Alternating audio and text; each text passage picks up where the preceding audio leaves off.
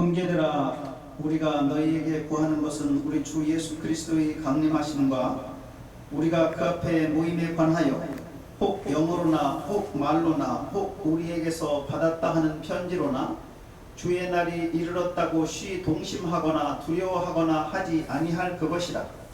누가 아무렇게 하여도 너희가 미혹하지 말라. 먼저 배도하는 일이 있고 저 불법의 사람 곧 멸망의 아들이 나타나기 전에는 이르지 아니하리니, 저는 대적하는 자라 범사에 일컫는 하나님이나 숭배함을 받는 자 위에 뛰어나 자존하여 하나님 성전에 앉아 자기를 보여 하나님이라 하느니라. 내가 너희와 함께 있을 때에 이 일을 너희에게 말한 것을 기억하지 못하느냐. 저로 하여금 저희 때에 나타나게 하려 하여 막는 것을 지금도 너희가 아나니, 불법의 비밀이 이미 활동하였으나 지금 막는 자가 있어 그 중에서 옮길 때까지 하리라. 아멘. 아멘. 오늘은 데살로니가 후서 2장 1절에서 7절에 있는 말씀을 가지고 성경에서 찾아본 예수 재림의 비밀, 이 주제하에서 우리 함께 은혜를 나누겠습니다.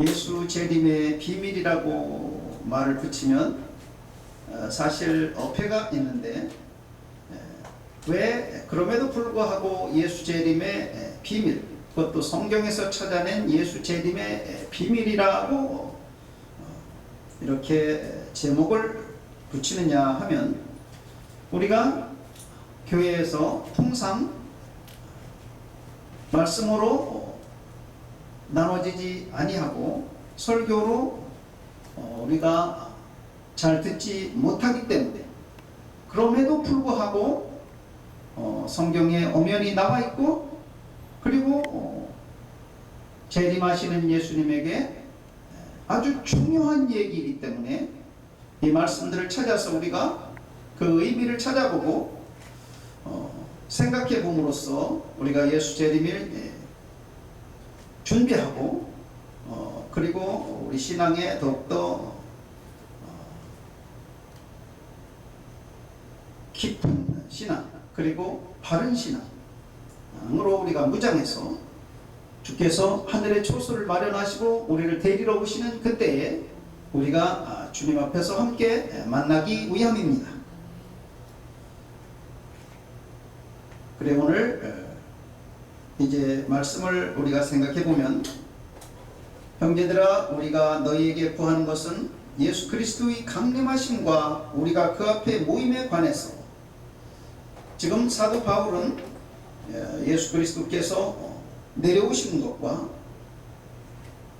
내릴 강자 이말 임자입니다. 우리가 내려오시는 예수님 앞에 모이는 데 관해서 지금 말을 하는 것입니다. 사도 바울은 그러면서 덧붙이는 말이 영어로나 말로나 우리에게서 받았다고 하는 편지로나 주의 날이 이르렀다고 쉬 동심하거나 두려워하지 아니할 그것이다. 데살로니가 후서를 쓴 배경은 데살로니가 전서를 썼고, 전서에서 4장 15, 16, 17절에서 그리고 5장 9절까지 휴거에 관해서 쭉 설명을 했고, 그리고 우리가 구름 속으로 끌어올려가서, 살아있는 우리가 구름 속으로 끌어올려가서 공중에서 주를 영접한다 하는 말을 했기 때문에 데살로니가 성도들이, 이 지역 성도들이 이에 대해서 많은 의문을 갖고, 그리고 궁금해하고, 또 그리고 그 성도들에게 편지나 혹은 말 혹은 여러 가지 다른 수단으로 해서 사단은 격동시키고, 그리고 성도들을 두려워하게 하고 그렇게 했습니다. 그래서 오늘 사도 바울은 이에 대해서 확실하게 데살로니가 성도들에게 휴거에 관해서 정확하게 알려주고자, 휴거의 때에 관해서, 그것도 휴거의 때에 관해서 정확하게 알려주고자 하는 마음에서 이 말을 지금 하고 있는 것입니다. 누가 아무렇게 하여도 너희가 미혹하지 말라. 너희가 속지 말아라. 누가 무슨 말을 하여도 속지 말아라. 먼저 배도하는 일이 있고 저 불법의 사람 곧 멸망의 아들이 나타나기 전에는 이르지 아니하리니. 뭐가 이르지 아니한다는 말입니까? 우리가 강림하시는 예수님과 우리가 그 앞에 모이는 일, 그것이 이르지 아니한다. 그때가 이르지 아니한다 이겁니다. 그때가 우리가 예수님 앞에 모이는 때가 그때에 이르지 아니한다. 뭐 할 때까지는 배도하는 일이 있고 먼저 불법의 사람 멸망이 나타나기 전에는 그때가 아니다 이 말입니다. 그러니까 먼저 배도하는 일이 있어야 됩니다. 그리고 그 다음에는 불법의 사람이 나와야 됩니다. 배도하는 일이 있어야 되고 그 다음에 불법의 사람이 나와야만 그때부터 그 순간부터 우리가 예수님 앞에 모이게 되는 일이 생길 수가 있는 것입니다. 먼저 배도하는 일이라는 것은 무엇인가? 배도하는 일은요, 예수를 안 믿던 사람들이 예수를 배반할 수 있습니까? 말이 안 되죠. 예수를 믿는 사람들이 예수를 배반하는 일이 바로 배도입니다. 그런 일이 지구상에 있었습니까? 부분적으로는 많이 있었습니다. 예수를 믿던 사람들이 예수를 배반하고 그리고 다른 종교를 갖거나 그리고 신앙을 갖지 아니하거나 그런 일이 많이 있었습니다. 그러나 세계 전체적으로 이 지구 전체적으로 배도하는 일이 있었습니다. 지구 전체적으로 배도하는 일은 우리 예수를 잘 믿자, 제대로 믿음으로 우리가 주 예수를 믿음으로 우리가 구원받는 것이다 라고 해서 카톨릭에서 우리가 종교 혁명을 통해서 루터와 그리고 다른 많은 우리 신앙의 선배들이 카톨릭을 이제 배척을 하고 반박을 하면서 우리가 바른 신앙을 갖게 됐습니다. 성경대로 믿는 신앙을 갖게 되었죠. 그래서 우리 개신교가 1500년대에 나오게 되었습니다. 그래서 우리는 성경대로 예수를 믿고 그러다가 우리는 천국으로 가는 사람들입니다. 그런데 1948년도에 이르러서 우리 개신교에서 1948년도에 배도가 일어나는데 이것은 자세히 살펴보지 않으면 이것이 배도인지를 잘 모르는 것입니다. 그것이 바로 WCC 암스테르담에서 1차 총회를 했는데 1948년도에 이것이 바로 배도 시작입니다. 이것이. 그래서 10차 우리나라에서 10차 총회까지 했습니다. 지금 10차 이제 11차 들어가는데요. 이것이 배도하는 일입니다. 예수를 잘 믿던 사람들이 예수를 아주 등지는 것이 아니고 예수님이 분명히 말씀하신 것에 대해서 반기를 드는 것이에요. 예수님은 뭐라고 말씀하셨냐면 내가 곧 길이요 진리요 생명이니 나로 말미암지 않고는 아버지께로 올 자가 없느니라 라고 분명하게 말씀하셨어요. 그리고 사도행전에는 천하 인간 중에 구원을 받을 만한 다른 이름을 주신 적이 없다 그렇게 말씀하셨는데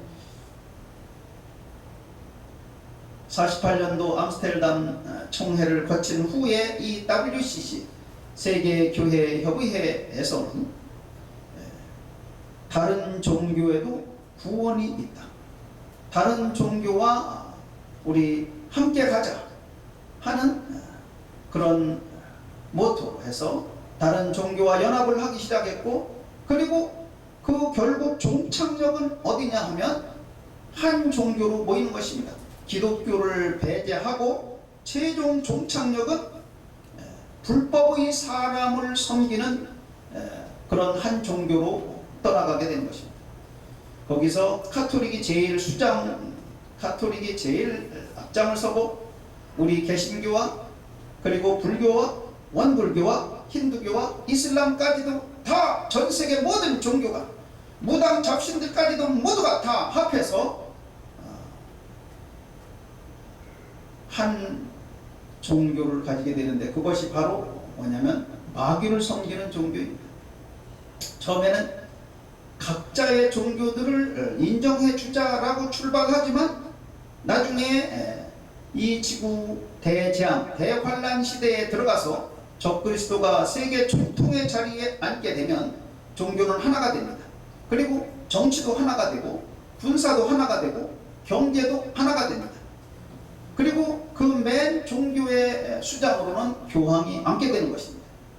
이 교황은 바로 두 번째 짐승, 우리 계시록 13장에서 보는 두 번째 짐승이 되는 것이고, 첫 번째 짐승은 오늘 본문에 나오는 불법의 사람입니다. 이렇게 배도하는 일이 1948년도에 태동이 됐고 시작이 됐는데요. 우리가 1948년도 하면 생각나는 게 있죠. 무화과 나무의 피. 바로 이스라엘 나라가 그 땅에 2000년 만에 나라를 설립을 하고 재건국을 하고 이스라엘 나라가 그 땅에 선 것입니다. 하나님께서 마태복음, 마가복음, 누가복음 세 3공간복음에서 무화과 나무의 비유에 대해서 예수님을 통해서 말씀해 주셨는데, 이 무화과 나무의 비유가 바로 이스라엘 나라가 옛 고토, 그 땅에 옛 국호를 가지고 다시 나라를 이루고 선 것입니다. 이것이 2000년 만에 이루어졌는데, 세계 역사상에 이런 예가 없고 전에도 없고 후에도 없는 일이며, 이것은 하나님이 하신 일임을 우리가 알 수가 있습니다. 하나님께서 그리고 이것을 말씀하시면서 그 세대 안에 다 이루리라고 말씀하셨기 때문에 마귀도 이에 따라서 마지막을 준비를 하는 것입니다. 예수님과 일전을 결혼을 그 준비를 하느라고 마귀가 이 WCC 총회 암스테르담에서 이것을 개최를 같은 해에 하게 된 것입니다. 이 같은 이런 예를 또 찾아볼 수가 있는데요. 1993년도에 평화조약에 관해서 처음으로 논의가 됐습니다. 1993년도. 이것은 다니엘이 말한 것인데요. 다니엘서 9장 27절에 말한 것인데, 평화조약에 관해서 이스라엘과 팔레스타인 간의 평화조약에 관해서 93년도부터 논의가 되기 시작했는데, 같은 93년도부터 동성애 세계대회가 열렸습니다. 이것이 뭡니까? 평화조약이 체결되게 되면 7년간의 평화조약이 한일회입니다. 다니엘서 9장 27절에 보면 한일회의 언약을 여러 사람과 더불어 맺게 된다고 되어 있는데, 바로 그렇게 되면 그것이 적그리스도가 나와서 한일의 평화조약을 맺는 것이고, 그리고 그때부터 7년의 대환란 시대로 들어가는 것입니다. 그렇기 때문에 이 논의가 93년도부터 시작이 되어서 지금 25년째 논의가 되고 있는데요. 이 논의가 시작되는 해 1993년도부터 세계 동성애 대회가 시작되었습니다. 그러니까 똑같이 마귀가 준비를 하는 것입니다. 신비한 일이죠.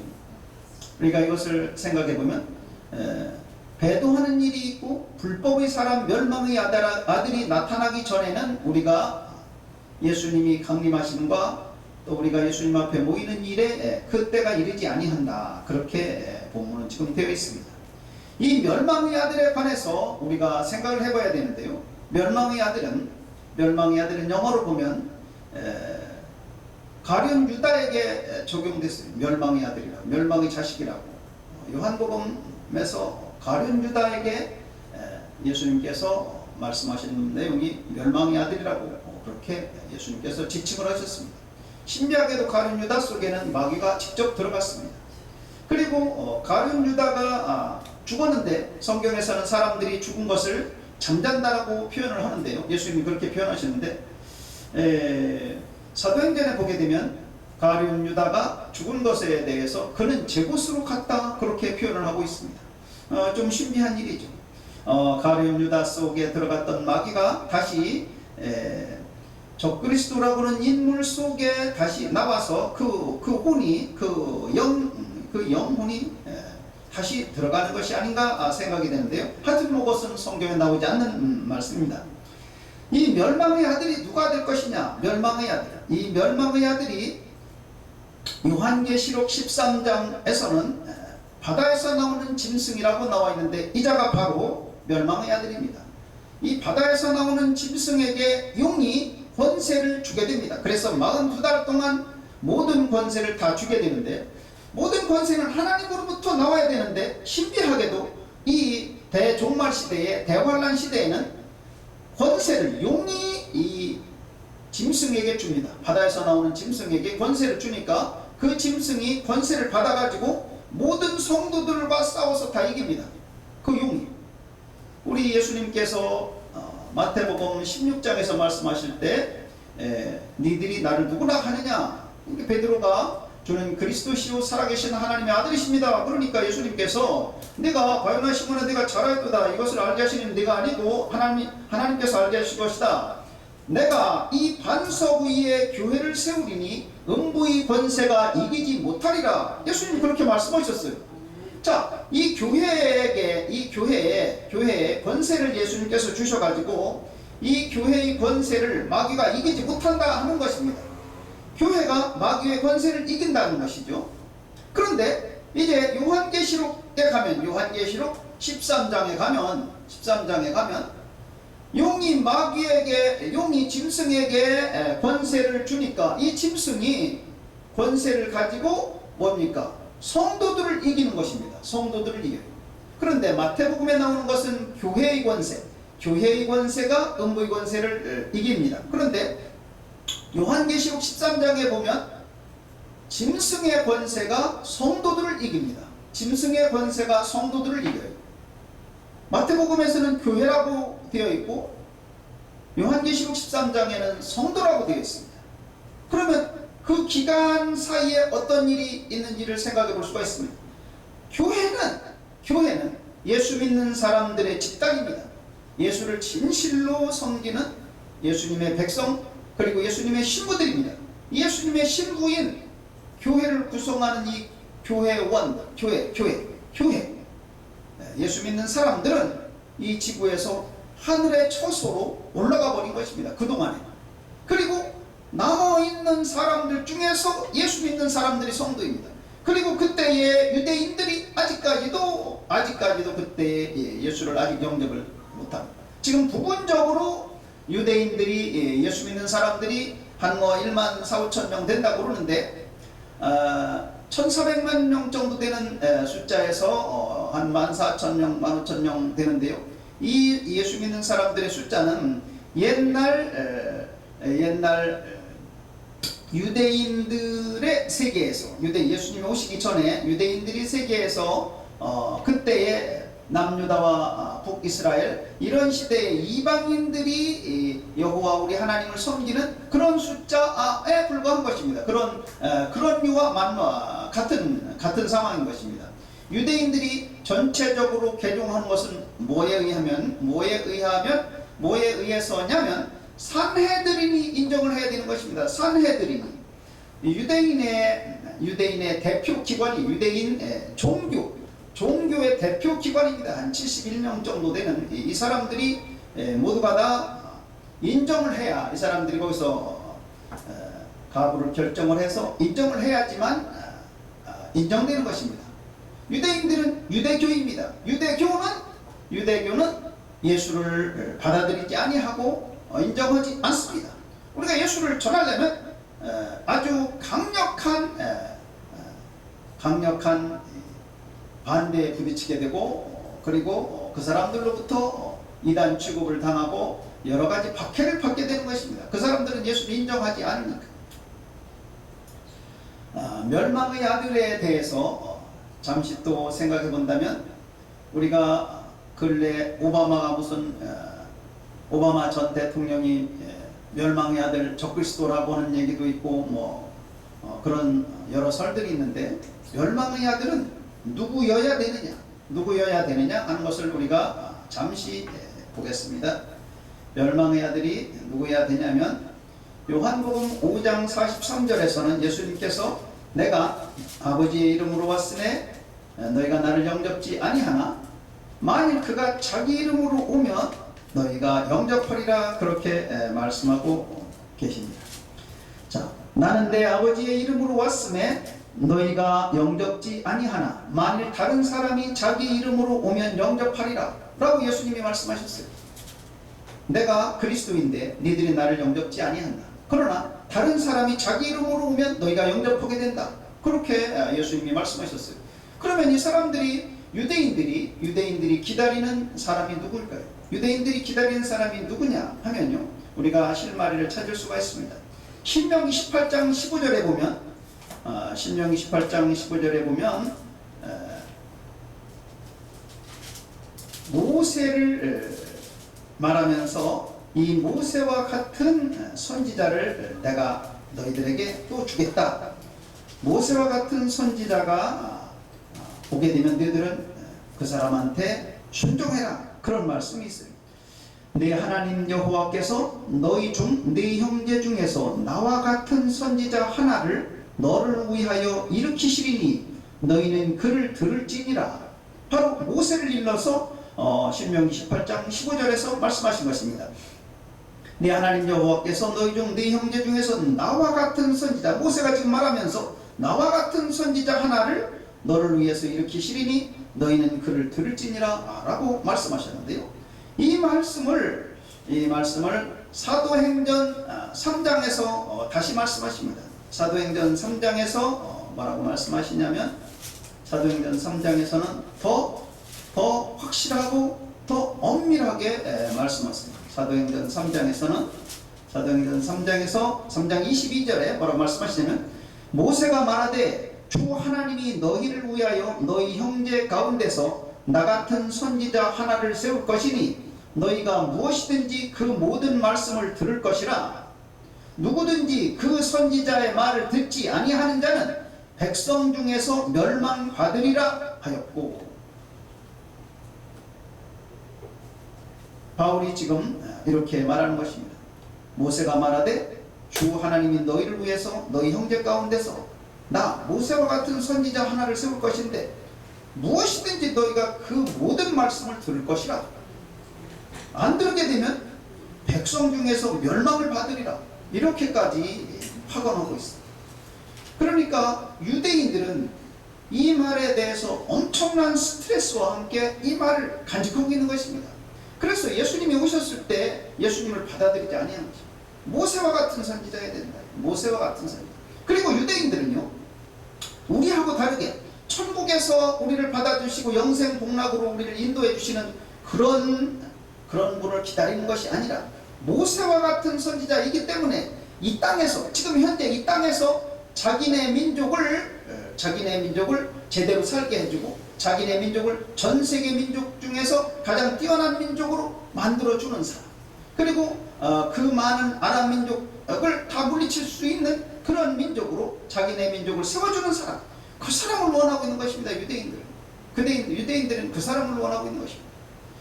그것이 우리하고 틀립니다. 그것이 우리 이제 다시 또 본문으로 돌아가 보면, 이제 데살로니가 후서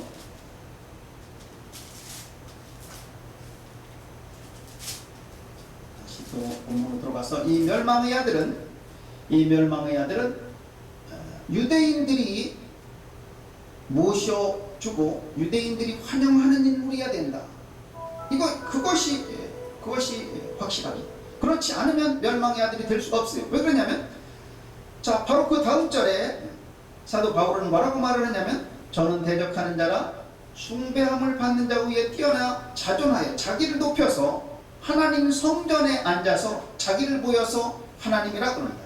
이 멸망의 아들은, 이게 영문으로 보면 이 세미콜론이 있는데요, 앞에 말을 부연 설명해 주는 내용인 것입니다. 이 멸망의 아들이라고 하는 말을 사도 바울이 갑자기 여기서 썼기 때문에 우리 성도들이 멸망의 아들이 뭐냐 하고 생각할 수가 있으니까 그 멸망의 아들에 대해서 설명을 하는 것입니다.